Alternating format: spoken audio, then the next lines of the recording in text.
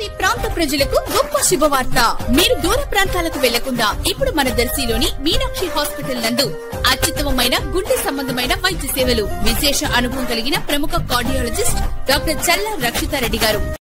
దర్శి మండలం చలివేంద్ర కొండ సమీపంలోని జగనన్న కాలనీ ప్రాంతంలో కొండ ప్రక్కన ఉన్నటువంటి ఎక్కువ లోతు గల నీటి కుంటలో ప్రమాదవశాత్తు పడిపోయి 11 ఏళ్ల వయసు గల 2 మగపిల్లలు ఈ రోజు గురువారం ఉదయం మృతి చెందటం జరిగింది. నిండా నీటితో ఉన్నటువంటి ఈ కుంట అడుగడుక్కి ఒక్కొక్క విధంగా లోతుగా ఉంటుంది. పైకి మాత్రం ప్రశాంతంగా కనిపిస్తుంది. కొంతకాలం క్రితం అక్రమంగా మట్టి తోలకాల వల్లనే ఈ కుంటలు ఏర్పడినట్లు బాధితుల నుంచి తెలుస్తుంది.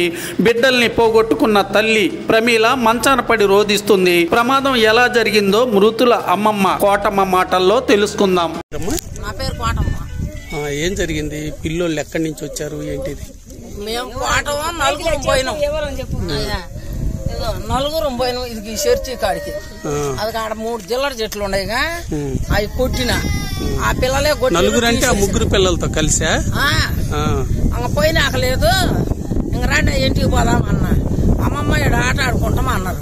వద్దులయ్యా కుంతలు కలిపోగానే శేషం పెంకులు పోసం పెంకులు ఉంటాయి అన్నాక వాళ్ళు ఏం చేసారు, అవతలకు పోయారు. కావాలా నేను ఇంటికి వచ్చిన.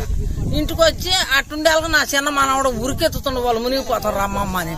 నేను పోయేళ్ళకి ఇంకా కనపడలా. ఇంకా నేను ఇదిగో మా పిల్లలు పోయి గోపాయిని తెచ్చి నా చిన్న కొడుకు ఫోన్ చేసి ఎమ్మటే వచ్చారు బళ్ళు వేసుకొని. వచ్చినా కూడా 4-3 మా వాళ్ళ దగ్గర కనపాల.